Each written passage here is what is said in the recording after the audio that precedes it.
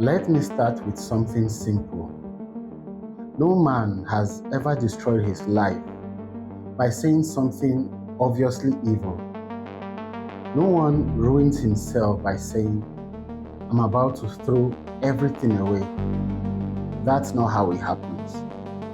Men destroy their lives through sentences that sound harmless, sentences that sound measured, sentences that sound like they came from a very reasonable man.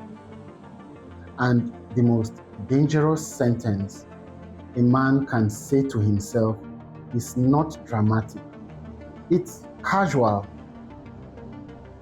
just this once. That sentence has never raised alarms. It has never felt dangerous. It has never sounded like the beginning of the end, which is exactly why it has ended so many men.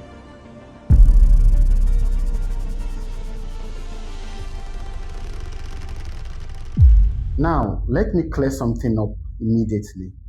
This is not about weak men. Weak men don't need the sentence, just this once. They don't negotiate with themselves. They don't justify. They don't explain. They just act. Just this once belongs to men who still care, men with standards, men who want to see themselves as disciplined, thoughtful, even reasonable. This sentence appears when a man is trying to bend without admitting that he is bending. And if you're honest, this sentence doesn't show up when life is easy.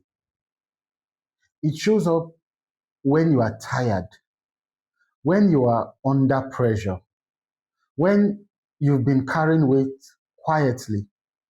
That's when it whispers, not loudly, not urgently, calmly, just this once.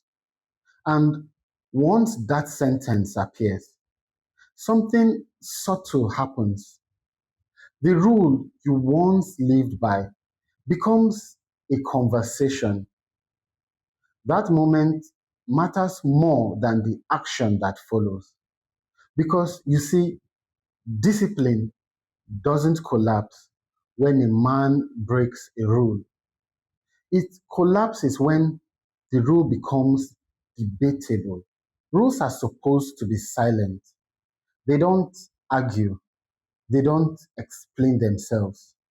They simply exist. The moment you start talking about a rule, you are no longer standing on it. You are standing above it, deciding whether it still applies. And that shift from obedience to evaluation is where erosion begins. Now, let me slow down here because this matters. You see, failure and exception are not the same thing. Failure is a collision. You feel it. You know something went wrong. There is friction in failure. Exceptions have no friction. An exception doesn't say, I did something wrong. Instead, it says, this doesn't count. Failure forces reflection. Exceptions invite interpretation. Failure humbles a man. Exceptions anesthetize him. That's why failure can even rebuild discipline, but exceptions quietly dissolve it. Now, here's why exceptions work so well. You see, your mind does not love truth, it loves relief. Exceptions reduce inner conflict, they allow you to keep your self image while adjusting your behavior. Your brain rewards explanations, it rewards coherence, it rewards anything that makes tension disappear. That's why A well justified exception feels cleaner than an honest failure. Nothing feels broken. Nothing feels urgent. You walk away intact. At least it feels that way. Up to this point, everything still sounds manageable. Because you see, the first exception never feels like betrayal. It feels conscious, deliberate, controlled. You tell yourself, I know what I'm doing. And maybe you do at first. But the real danger of the first exception is not the act itself, it is what it does to your conscience.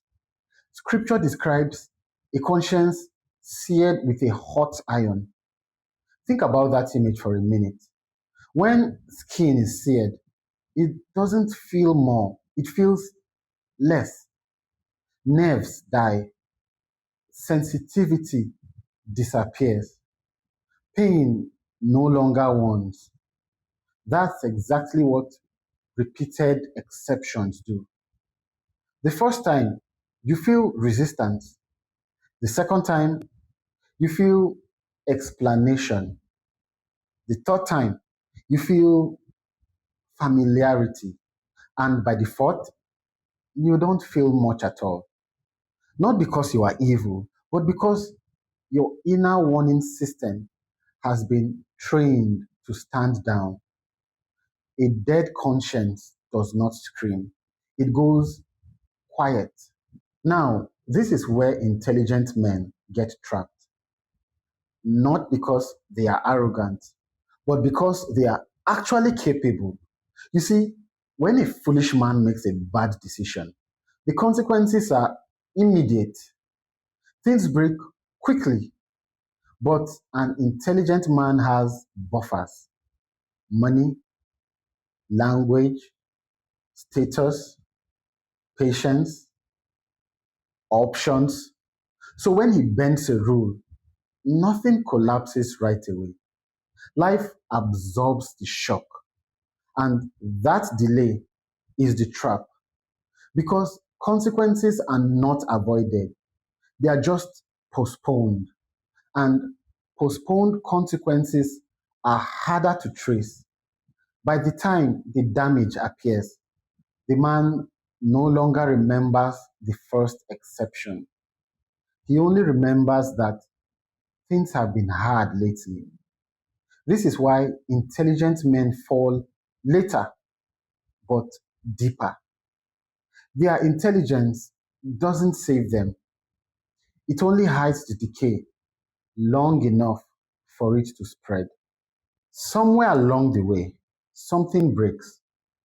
Quietly, self trust. This is when you fully stop believing your own word. Not out loud, not consciously, just subtly. Your no becomes softer.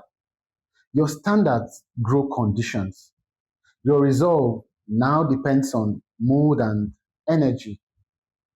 One part of you speaks, another part waits to see if it's serious. That division is exhausting, and exhaustion produces compliance, not strength. This is why some men look disciplined but feel hollow. They don't fully trust themselves anymore.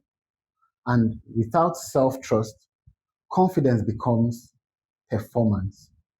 There is a point where transformation completes itself.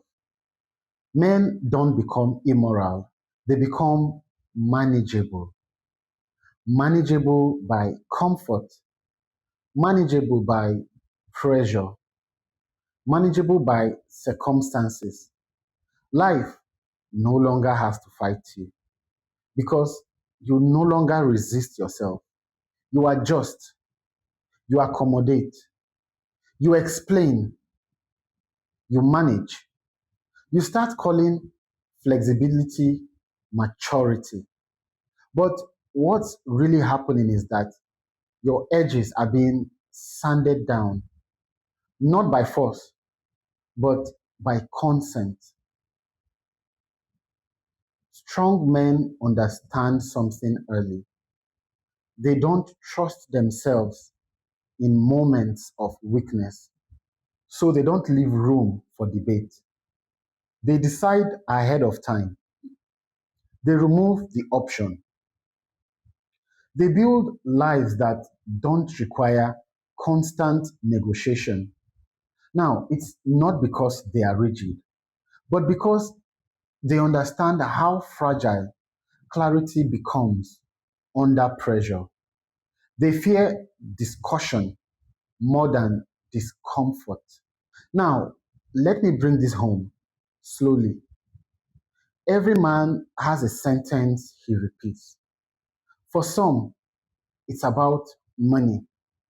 For others, sex, anger, honesty, discipline, faith. You are not deciding each time, you are practicing. Repetition trains the nervous system, it teaches your body what to expect from you. The sentence you repeat today becomes the man who shows up tomorrow, not because you chose him, but because you rehearsed him. Let me end this carefully. There is a version of you who lives by standard, and a version of you who explains why those standards don't apply today. The distance between them is not dramatic, it is quiet. It happens with no witnesses, no alarms, no collapse, just repetition. And one day, not suddenly, one day, you look at your life and realize it is built on explanations and exceptions instead of convictions. Not because you crossed a line once, but because you stepped over it so many times that it stopped feeling like a line at all. Sit with that.